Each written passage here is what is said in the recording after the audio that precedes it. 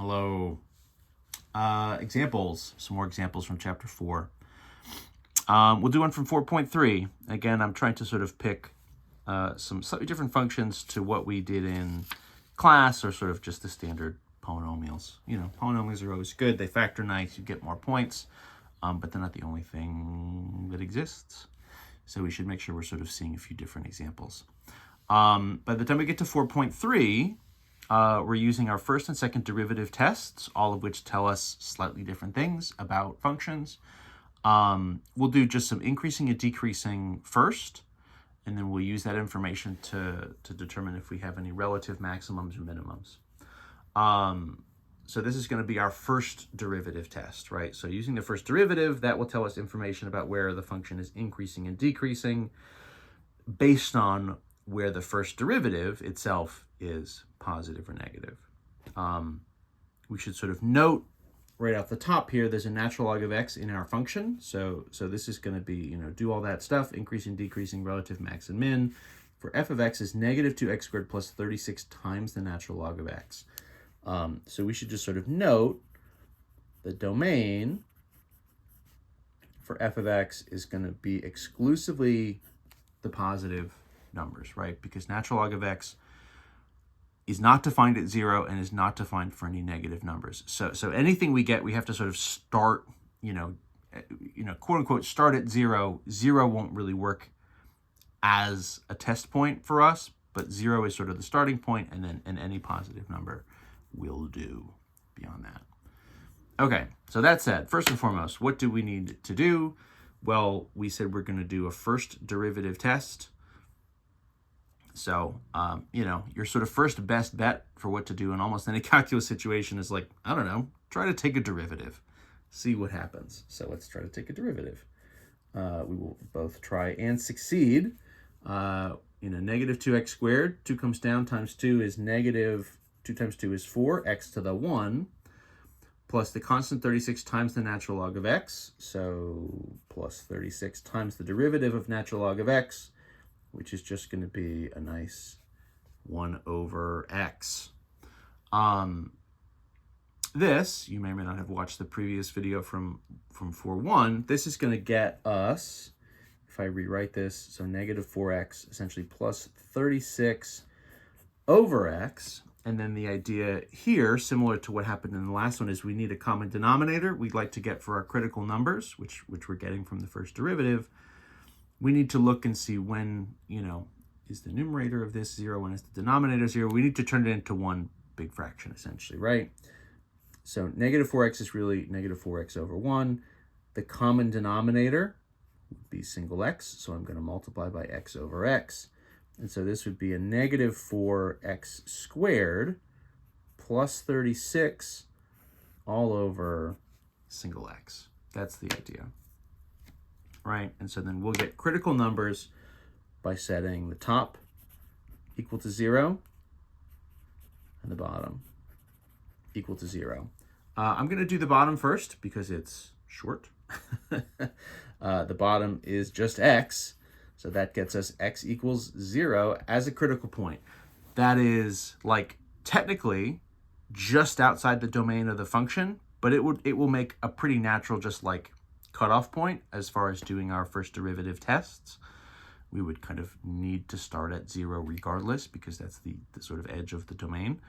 So having it show up as a critical point is great, is fine, is technically not something we could sub into the original, but it's something we'll use. That's like helpful information. The top equals to 0, so the top is 0 is negative 4x squared plus 36. You have options here. This is sort of factorable. If we did something like take out the negative 4, this becomes x squared minus 9 on the inside. And so that becomes, right, factors is just x minus and x plus 3, just like difference of squares. So if that whole thing is 0, we're going to get two critical numbers, x equals positive 3, and then the less useful x equals negative 3, right? So negative 3 is actually going to be outside of the domain of the function. So the only real critical point that we're going to have really as a candidate for a max or a min is this positive 3. 0 is sort of, again, on the edge and doesn't exist in the original. Negative 3 is outside of the domain. We would sort of run into an issue right away as soon as we started to like draw out our number line and try to like test these values. We're going to run into issues almost right away. Okay, so let's do the test, right? So our first derivative, let me try to keep this in frame. Okay, here, let me draw draw our number line. So the idea is we're sort of starting at 0. Everything to the left of 0 is no good, right? So we're really starting at 0, and then we'll plot critical number 3, and then sort of we're essentially just between 0 and 3, and then we're bigger than 3. So I'll do my test based on the first derivative, and then I'll have my behavior of the function f that I'll sort of like sketch above it, right? So let's test x equals 1. That's maybe the most natural thing to test between 0 and 3. So the first derivative test is a test where we put that number into the first derivative, right? So this is different from when we're testing for absolute maximums and minimums, where we're putting values back into the original function and we're just like looking at the heights and comparing the outputs. So in this case, we're looking for positive or negative values. So we don't even going to track too closely what the real numbers are. Negative 4 times 1 squared plus 36 over 1.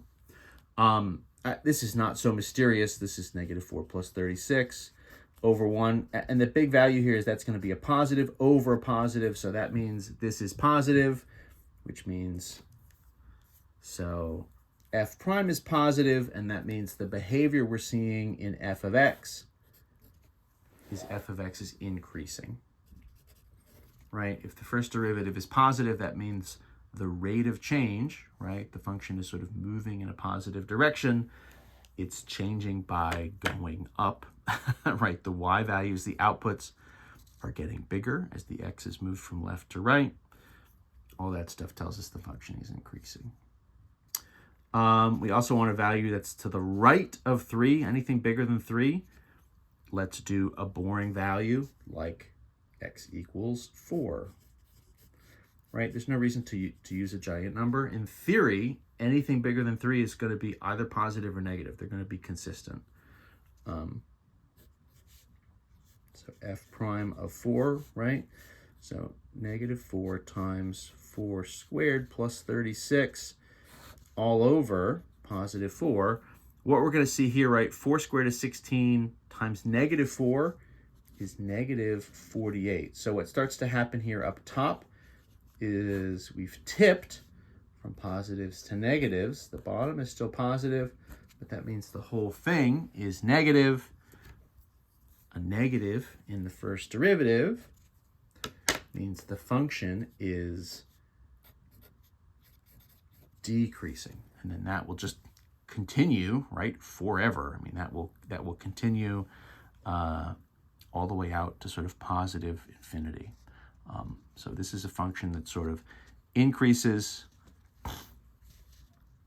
from 0 to 3 and then decreases from 3 to infinity. So let's say that. So we would say f of x is increasing on 0 to 3,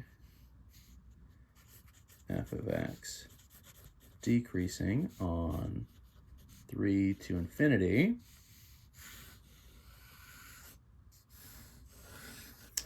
And then our first derivative test, right, says in this case, if we're going from like an increasing interval to a decreasing interval, right, when we make that change from increasing to decreasing, plus to minus in the first derivative, we're going to get a relative maximum, right? We're going to get a peak at x equals 3.